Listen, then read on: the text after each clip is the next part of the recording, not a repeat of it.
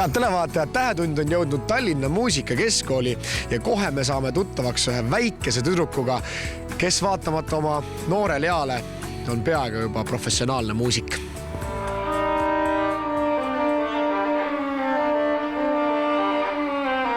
Gloria, räägi, kui vana sa oled? 11-aastane. Ja kui kaua sina oled muusikaga tegelenud? Kuskil 7-8 aastat. Sa mängid nii viiulit kui klaverit. Et kummaga sa rohkem oled tegelenud? Ma ei tea, ma olen vist arvatavasti viiuliga rohkem tegelenud, et klaveri võtsime sellepärast, sest kui ma väsin viiulist mängida, siis saan vahepeal ka klaverit mängida. Kumb pill sulle emale natuke rohkem meeldib? Ma ei oska öelda, mõlemad on sellised, mulle meeldivad mõlemad.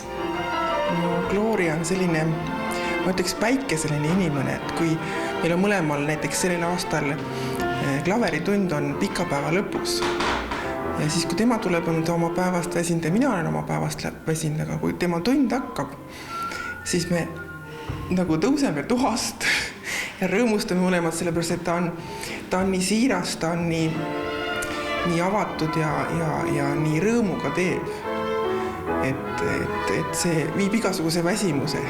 Kui tihti selliseid andekaid noori õpilasi näiteks siin koolis näeb?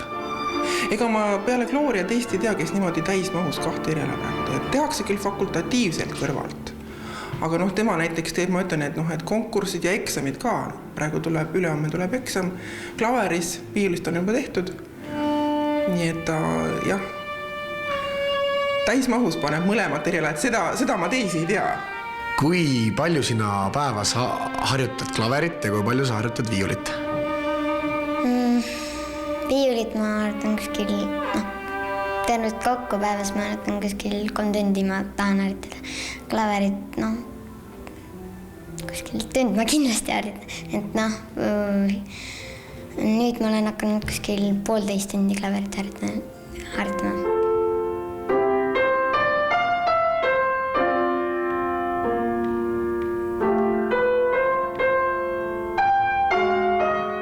Ma küsisin õpetaja käest, et kas sa pabistad ka enne võistlust või eksamit. Mina käisin muusikakoolis ja minul oli alati, kui ma seda saali põratat nägin, siis mul oli juba sellest juba klomp läks kurku, et kas sul on sellist närvi tihti sees? Ma arvan küll, et ma ei tea, mul hakkab tavaliselt selline kogu keha läheb krampi. Et ma ikka närvitsen küll.